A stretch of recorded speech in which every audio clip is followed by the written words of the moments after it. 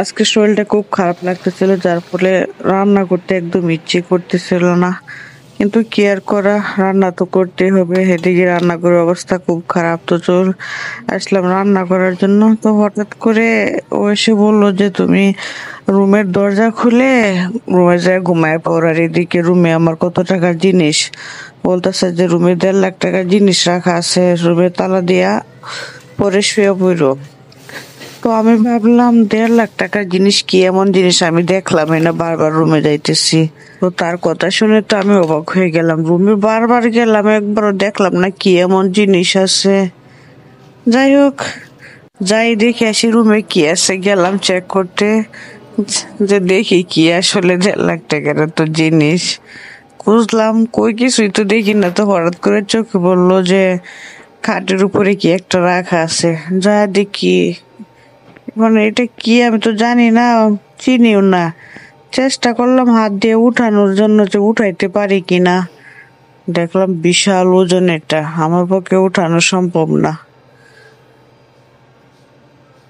যাই হোক না কেন, বলছে যেহেতু সেফটি করে রাখতে হবে, কি আর করা। এদিকে শুধু তার আর তার, এগুলা হয়তো এগুলার কিছু একটা যন্ত্রপাতি, এই জন্য এত টাকা দাম। তো আমি সবগুলা ঠিকঠাক রেখে রুম থেকে চলে যাই, আবার রান্না করতে হবে। রান্নাটা তাড়াতাড়ি বসিয়ে দিলাম, যে শরীরটা বেশি ভাল লাগতেছে না, রান্নাটা তো করতেই হবে, খাইতে হলে তো রান্না করতেই হবে।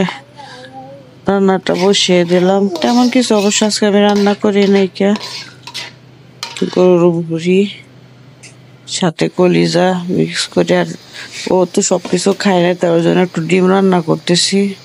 এদিকে একটু ফ্যাফড়া ছিল, ওটা বসায় দিছি। আর তেমন কিছু রান্না করব না। আর কিছু পাট শাক ছিল, ওগুলা কাগজ পলিতে দিয়া ফ্রিজে রেখে দিব। তো সব কাজ মোটামুটি কমপ্লিট, রান্নাও প্রায় শেষের দিকে, আমার রান্না প্রায় হয়ে যেতেছে। যেহেতু শরীর ভালো না, তাই চেষ্টা করতেছি তাড়াতাড়ি রান্না শেষ করি। রান্না শেষ করে আবার বাচ্চাদেরকে খাওয়াইতে হবে, খাওয়াই পরে ঘুমাইতে যাইতে হবে। তো ইনশাল্লাহ সবকিছু প্রায় শেষ, আমার রান্নাও শেষ। যাই হোক, সবাই ভালো থাকবেন, আল্লাহ হাফিজ।